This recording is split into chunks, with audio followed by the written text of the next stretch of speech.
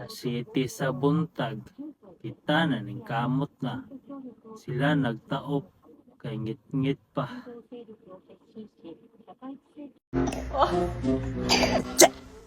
Si Ruka Iruawa. Takahangol. Kaon mo nang hugaw kayo. Panusa na bagi kaon. Pagka si Ruka Iruawa, hangol yung kayo Iruawa yun. Tsa!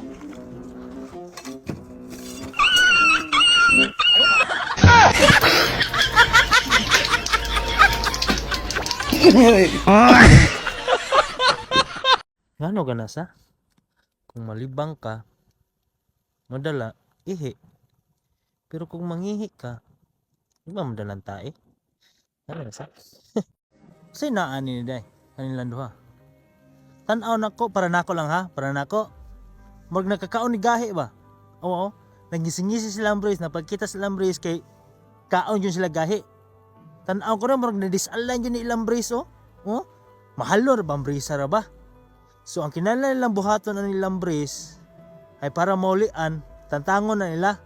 Tantangon nilang brace, human ibutang sa binukal na tubig init haron maulian kay tan-aw ko na murgahi gyud ang gikaon nila.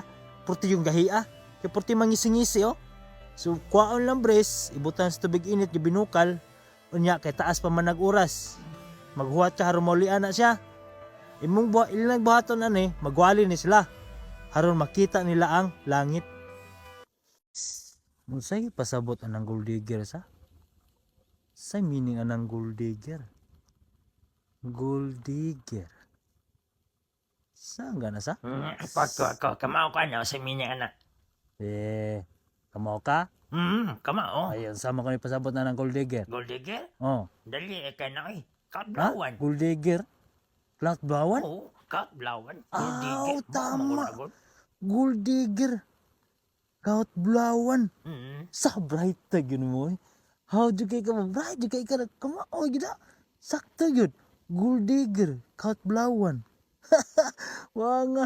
Kasagaran na lagyan na, babay. Yun.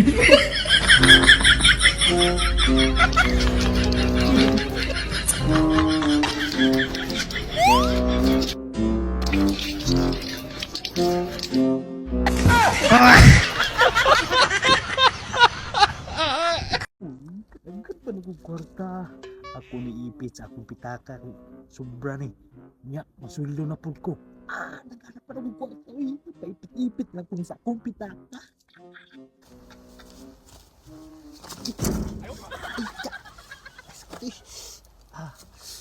Ipit ko na. Uy, akong pitaka. Dala. Lo. May sud. Santo. Patin, ipit rin ko nung anak. Kung ipit rin sa pitaka. Patin, ipit. Buda.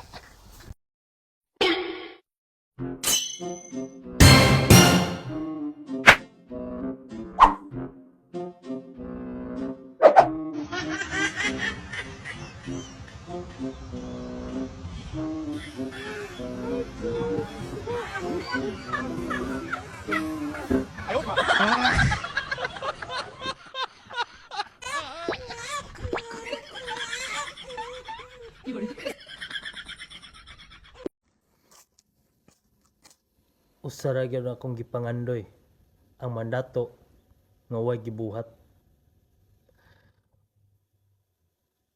Ang pasabot ana, porti pa nimong tamaa, wala pa kay tugpa.